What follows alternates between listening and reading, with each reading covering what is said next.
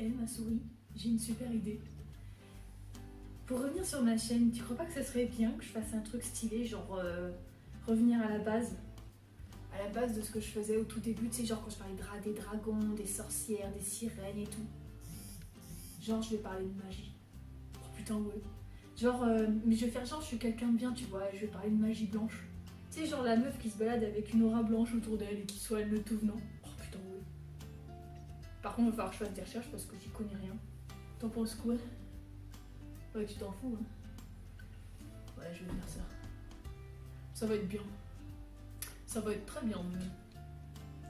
Pour commencer, je voudrais remercier les 1000 personnes qui me suivent puisque ça y est, j'ai passé la barre symbolique des 1000 abonnés et ça me fait vraiment plaisir de savoir qu'il y a 1000 personnes qui sont comme moi à aimer les mythologies, les légendes, découvrir l'origine des traditions, etc.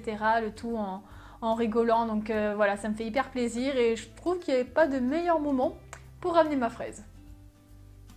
Bon, alors comme vous êtes comme moi et que vous n'y connaissez absolument rien en magie, enfin, je parle de ce principe-là, si vous avez appris à brûler des gens en scratch, je veux pas être au courant, merci d'avance, hein. Moi j'ai un alibi, j'étais au cinéma, ok? Bref, comme vous y connaissez rien, on va dire que vous vous posez des questions simples sur la magie en général, pas celles où on se marre à deviner une carte ou à couper une meuf en deux, hein, non, celles qu'on voit dans les films fantastiques. Du coup, en toute logique, tu te poses des questions simples, et je me suis posé les mêmes avant de commencer mes recherches. Alors voilà, le sommaire. À quand remonte la magie? Genre dans l'histoire, à quand remonte la première fois où on en a fait mention? Quelles sont les différentes sortes de magie? Et dans quel domaine opère la magie blanche? Alors, à quand que ça remonte cette histoire? La magie est un sujet vraiment très vaste et toutes les sortes de magie ont leur propre histoire, donc j'ai dû en choisir une pour cette vidéo. Le bon côté, c'est qu'au moins je sais que je manquerai jamais de sujets de vidéo, hein, ça c'est le bon côté, c'est cool. Donc aujourd'hui, je vais parler de la magie blanche, ce qui est franchement déjà pas mal. Déjà, les termes magie blanche et magie noire ne sont pas corrects. D'après saint Augustin, il existe deux types de magie. La mauvaise, dite goétie, sorcellerie pour les intimes, et la bénéfique, qui s'appelle la théurgie. Pierre Riffard, un spécialiste de l'ésotérisme et docteur en philosophie à Toulouse, donne cette définition de la théurgie. La théurgie est une forme de magie, celle qui permet de se mettre en rapport avec les puissances célestes bénéfiques pour les voir ou pour connaître ou pour agir sur elles. Par exemple, en les contraignant à animer une statue, à habiter un être humain, à révéler des mystères, etc. Ah, et soit dit en passant, il est né en 1946 et il est encore vivant. Non mais c'est bien, hein, je veux dire, faut quand même le souligner, pour une fois on cite un mec qui est encore vivant, ça date pas de Mathusalem, et voilà, c'est un mec qui est encore vivant. En plus, il habite à Toulouse, enfin il donne des cours à Toulouse, et ça fait plutôt plaisir, parce que, comme moi j'habite près de Toulouse, ça fait plutôt plaisir de savoir qu'il y a un mec intéressant qui donne des cours, enfin qui est docteur à Toulouse, non mais franchement c'est stylé quand même, faut le dire. Dans cette vidéo, on va donc s'intéresser à la magie blanche, la théurgie donc. J'ai lu par-ci par-là qu'en gros ça datait de l'Égypte ancienne, mais bon, me dire voilà ça date de l'Égypte ancienne, point, bon voilà, moi j'aime bien les dates fixes, donc je me suis renseignée, j'ai cherché et j'ai fini par trouver quelque chose. Un livre nommé Les oracles chaldéiques, qui en gros était un recueil de tous les oracles de magie supérieure, a été publié en l'an 170 par Julien le Théurge. Le concernant, il y a deux hypothèses. La première dit que son objectif était d'atteindre l'âme de Platon.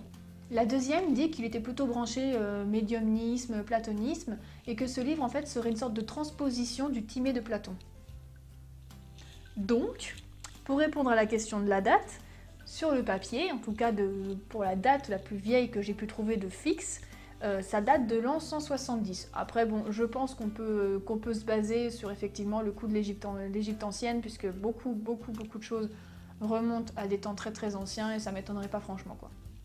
Après je parle pour la théurgie, hein, pour les autres types de magie, j'ai pas encore fait mes recherches dessus donc je pourrais pas te dire, mais il y a de fortes chances que ce soit à peu près dans le même délire. Quelles sont les différentes sortes de théurgie? Il y a en tout 6 formes de théurgie, qu'on peut regrouper en 3 groupes. Premier groupe, la théurgie symbolique ou cérémonielle. La symbolique œuvre par prière, silence ou catharsis, et la cérémonielle c'est plus par symbole, formule, incantation ou fumigation. Donc soit t'es du genre discretos à prier peinard dans ton coin et à fermer ton bec, soit t'aimes bien dessiner et blablater des trucs en langage stylé, le tout dans un écran de fumée, ça donne un petit côté merlin plutôt classe. Deuxième groupe, la théurgie ascendante ou descendante. L'ascendante cherche à élever l'âme de l'homme vers l'esprit de Dieu ou même simplement un ange, quand la descendante cherche plutôt à faire descendre Dieu dans l'esprit de l'homme, genre un médium, mais ça peut aussi être une statue ou un autre objet. Donc en gros, soit tu veux rejoindre Dieu et ses potes, soit tu dis à Dieu de ramener ses fesses sur terre. En gros, c'est ça. Et le troisième groupe, la théurgie directe ou indirecte. La directe donne au théurgiste une révélation, la sensation de communiquer avec Dieu, d'avoir son âme élevée et en contact avec les bons esprits. L'indirect, elle, montre la présence de Dieu. Il passe par la voie d'un médium ou d'un élément, le feu, l'eau, la terre, etc. Dans quel domaine opère la théurgie ? La théurgie, magie blanche donc, trifouille dans 4 domaines. La protection, la chance, l'amour et l'argent. Pour la protection, il s'agit de se protéger d'un sortilège de magie noire ou de juste prévenir ce qui pourrait arriver car on ne se sent pas en sécurité. Pour la chance, il s'agit d'attirer les bonnes vibrations et d'éloigner les mauvaises dans le but d'améliorer la chance du coup, et d'avoir du mieux dans notre vie perso ou pro. Pour l'amour, il faut distinguer 2 choses, la magie blanche d'amour et la magie rouge. La magie blanche d'amour sert à renforcer, provoquer, susciter ou intensifier des sentiments profonds, quand la magie rouge, c'est plus de l'ordre du désir charnel, du sexe quoi. Et enfin, pour l'argent, il s'agit pas juste de dire « Yo, Dieu, mon pote, j'aimerais bien être riche, ce serait sympa ». Il faut être calme, posé et demander un montant précis et une période à laquelle le recevoir. Ah mais oui, c'est au poil de cul, faut pas croire.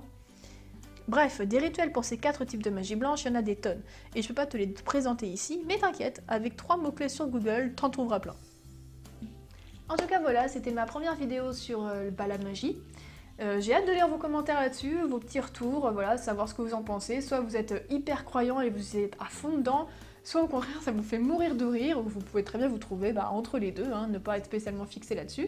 Mais en tout cas je trouve que ça pourrait être sympa d'échanger là-dessus dans l'espace commentaire, c'est fait pour ça.